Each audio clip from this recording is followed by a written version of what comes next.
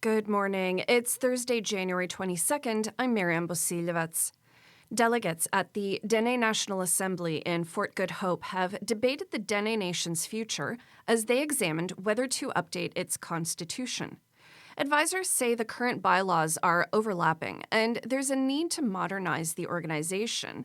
However, others questioned the value of spending time in discussion and the relevance of the Dene Nation in the modern era. Chief Bertha Rebeska-Zoe, who has led Betchikon for the past half a year, pointed to the different stages reached in many nations' land claims. She said Dene Nation discussions sometimes interfere with the work of the Clucho government. Others, such as Deline leader Danny Gaudette, said the Dene Nation can help others who haven't reached settled land claims. For more on this discussion, visit CabinRadio.ca. Meanwhile, an active overflow has temporarily closed the Mackenzie Valley Winter Road between Norman Wells and Fort Good Hope. The closure may have consequences for some Dene Assembly attendees, though it's not clear how long the issue will last. An update is expected from the NWT government later today. Fort McPherson RCMP are asking for help finding a 34-year-old man said to be wanted on a charge of sexual assault. In a press release, police said a warrant has been issued for the arrest of Edgar Dale Blake of Tsigachik. Police are requesting anyone with information on his whereabouts to call the Fort McPherson Detachment or Crime Stoppers.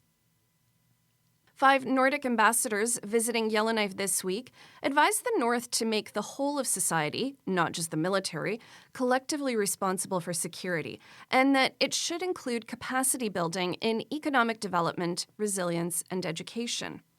At a press conference, ambassadors from Sweden, Denmark, Norway, Iceland, and Finland shared their country's approach of including civil society in all aspects of preparedness during a crisis. For more on what was shared, visit CabinRadio.ca. Lucy Kaptana is resuming her role as the NWT's housing minister and minister responsible for the status of women. She temporarily stepped back from her work as a territorial minister to run in the Inuvialuit Regional Corporation chair election. While Kaptana made it to the final round in Tuesday's election, she ultimately lost out to Erwin Elias. And 2 women from Yellowknife are going on an expedition to the Antarctic next month. The expedition will include the Falkland Islands, South Orkneys, and Western Antarctic Peninsula, with 25 women from 9 countries. Geoscientist and organizer Susan Eaton says they'll be studying ocean and climate change in a place that's warming as rapidly as the high Arctic in Canada.